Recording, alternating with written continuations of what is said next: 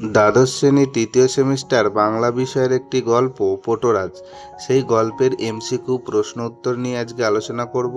তোমরা প্রত্যেকটি প্রশ্ন মনোযোগ সহকারে দেখবে। অত্যন্ত গুরুত্বপূর্ণ প্রশ্ন আমি নিয়ে এসেছি। যদি তোমরা চাও খাতায় নিয়ে লিখে নিতে পারো, অপশন ছাড়াও নিতে পারো, অপশন দিয়েও লিখতে পারো। যারা এই ভিডিওর পিডিএফ লিঙ্কটা পেতে চাও তারা আমাকে অবশ্যই কমেন্ট বক্সে কমেন্ট করো। আমি তাদের জন্য এই পিডিএফটা দেওয়ার বন্দোবস্ত করে দেবো। তোমরা পিডিএফটা সেখান থেকে কিভাবে ডাউনলোড করতে হবে তা আমি বলে দেবো, তোমরা সেখান থেকে ডাউনলোড করে নেবে। তো চলো দেরি না করে আজকের প্রশ্নগুলো আলোচনা করা যাক। আজকের প্রথম প্রশ্ন দেখো, পটোরাজ গল্পটি কে লিখেছেন? উত্তর হবে শঙ্কর রাও খারাট। 2 নম্বর প্রশ্ন, পটোরাজ গল্পটি অনুবাদ কে করেন? উত্তর হবে সুনন্দ চক্রবর্তী। তোমরা এই দুটো প্রশ্নকে কিন্তু একদম গোলাবে না, কে লিখেছেন আর কে অনুবাদ করেছেন, দুটো সম্পূর্ণই আলাদা। 3 নম্বর প্রশ্ন, পটোরাজ মূল গল্পটি কোন ভাষায় রচিত? উত্তর হবে মারাঠি। 4 নম্বর প্রশ্ন, শঙ্কর রাও খারাট কোন ভাষার সাহিত্যিক ছিলেন? মারাঠি ভাষার। 5 নম্বর প্রশ্ন, পটোরাজ গল্পটি কোন গ্রন্থ থেকে গৃহীত? উত্তর হবে বড় বালুতে দ্বার। 6 নম্বর প্রশ্ন, গল্পে কোন সম্প্রদায়ের মানুষদের কথা আছে? উত্তর হবে পটোরাজদের। 7 নম্বর প্রশ্ন, শঙ্কর রাও খারাটের আত্মজীবনীর নাম কি? উত্তর হবে তারাল অন্তরাল। 8 নম্বর প্রশ্ন, পটোরাজরা কোন দেবীর উপাসক? উত্তর হবে মারিয়াই। 9 নম্বর প্রশ্ন, মারিয়াই মূলত কোন অঞ্চলের দেবী? উত্তর হবে দক্ষিণ ভারতীয় ও মহারাষ্ট্রীয় গ্রাম্য দেবী। 10 নম্বর প্রশ্ন, গল্পে বর্ণিত গ্রামের পটোরাজের নাম কি ছিল, কিংবা বলতে পারে পটোরাজ কে? উত্তর হবে দামা। 11 নম্বর প্রশ্ন, পটোরাজ দামার বাড়ির আবহাওয়া কিরূপ? উত্তর হবে ভারী। 12 নম্বর প্রশ্ন, গ্রামের সমস্ত লোকেরা কিভাবে বসে? উত্তর হবে হাঁটুর ওপর মাথা রেখে। 13 নম্বর প্রশ্ন, দামার বউয়ের নাম কি? উত্তর হবে দ্রুপদ। 14 নম্বর প্রশ্ন, লোকে এসে দ্রুপদের কাছে কার কথা শুধোচ্ছে? উত্তর হবে পটোরাজের কথা। তোমাদের কাছে একটা অনুরোধ, ভিডিওটা ভালো লাগলে অবশ্যই লাইক শেয়ার করে দিও, আর পারলে চ্যানেলটা সাবস্ক্রাইব করে আমার পাশে থেকো। 15 নম্বর প্রশ্ন দেখে নাও, এখনো প্রাণটুকু খালি আছে বাবা, বক্তা কে? এখানে বক্তা হলে দ্রুপদ। 16 নম্বর প্রশ্ন, কার খালি প্রাণটুকু রয়েছে? উত্তর হবে দামা পটোরাজের। 17 নম্বর প্রশ্ন, কার কাছে সকলে সমান? উত্তর হবে দেবী মারিয়ার কাছে। 18 নম্বর প্রশ্ন, পটোরাজের বাড়ির সামনে কাকটি কোন গাছে বসে চেঁচিয়েছিল? উত্তর হবে নিম গাছ।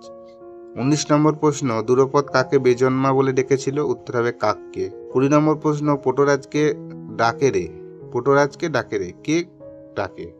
উত্তর হবে কাক। 21 নম্বর প্রশ্ন, কে কাকের দিকে ঢিল ছোড়ে? উত্তর হবে দ্রুপদের ছেলে।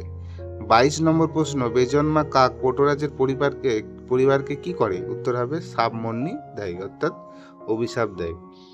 দেখো আমি পাশে মানেটা লিখে দিয়েছি, শাপমন্নি মানে অভিশাপ দেওয়া। 23 নম্বর প্রশ্ন, পটোরাজ গল্পটা কোন সময়ের? উত্তর হবে আষাঢ় মাসে। 24 নম্বর প্রশ্ন, শুনে দ্রুপদের প্রাণ শুকোয়, কি শুনে? উত্তর হবে কুকুরের চিৎকার। 24 নম্বর প্রশ্ন, ভবিষ্যতের কথা বলছে গো, কে ভবিষ্যতের কথা বলছে? উত্তর হবে কুকুর। এখানে উত্তরটা দেখো দাগ দেওয়া হয়নি, মিস্টেক হয়ে গেছে, তোমরা একটু দাগ নিয়ে নাও। 26 নম্বর প্রশ্ন, বনচলাবাই দ্রুপদকে কোন নামে সম্বোধন করে? উত্তর হবে দ্রুপা। 27 নম্বর প্রশ্ন, বনচলাবাই দ্রুপদকে কোন যাত্রায় যাওয়ার কথা জিজ্ঞেস করে? উত্তর হবে দেবী মারিয়ায়ের। 28 নম্বর প্রশ্ন, সব দেবতার মধ্যে ওরে তুচ্ছি করে সাধ্য কি? কাকে তুচ্ছ করার সাধ্য দ্রুপদের নেই? উত্তর হবে গ্রামের দেবী মারিয়াইকে। 29 নম্বর প্রশ্ন, পটোরাজের আরোগ্য লাভের আশ্বাসবাণীটি কার ছিল? উত্তর হবে বনচলাবাইয়ের। 30 নম্বর প্রশ্ন, দেবী মারিয়াইকে তুষ্ট রেখেছিল কে? উত্তর হবে দ্রুপদ। 31 নম্বর প্রশ্ন, মারিয়াই দেবীর কাছে মানত করে কার জন্ম হয়েছিল? উত্তর হবে দামার। 32 নম্বর প্রশ্ন, দামা কেন পটোরাজ হয়েছে? উত্তর হবে দামার বাবা মা দেবী মারিয়ায়ের কাছে মানত করে তাকে পেয়েছিল বলে। 33 নম্বর প্রশ্ন, দ্রুপদ কোন দিন দেবীর জন্য উপোস করেছে? উত্তর হবে মঙ্গল শুক্রবারে। 34 নম্বর প্রশ্ন, মারিয়াইকে কোন রঙের শাড়ি পরানো হয়? উত্তর হবে সবুজ। 35 নম্বর প্রশ্ন, দেবী মারিয়াইকে দ্রুপদ কোন জিনিসটি দেয়নি? উত্তর হবে কুমড়ো।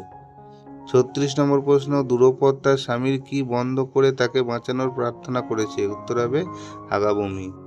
37 নম্বর প্রশ্ন, কতদিন ধরে পটোরাজ ঘর থেকে বেরোয়নি বলে উল্লেখ আছে? উত্তর হবে 3 দিন।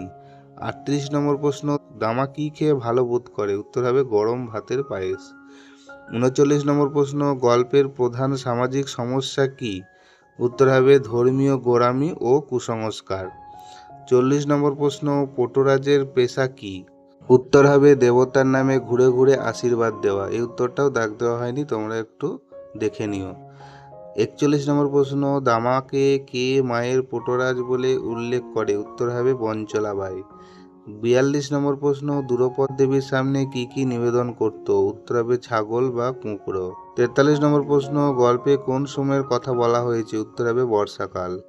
44 নম্বর প্রশ্ন, গল্পে গ্রামের লোকেদের কোন রোগ হয়েছিল? উত্তর হবে কলেরা।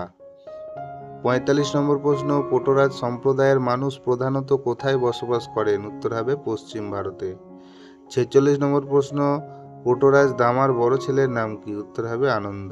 এই 46টা প্রশ্ন অত্যন্ত গুরুত্বপূর্ণ বলে তাই তোমাদের কাছে তুলে ধরলাম। তোমরা প্রশ্নগুলো ভালো করে পড়ে নাও, ভিডিওটা একটু ধৈর্য ধরে দেখো, একদম সব পড়া হয়ে যাবে।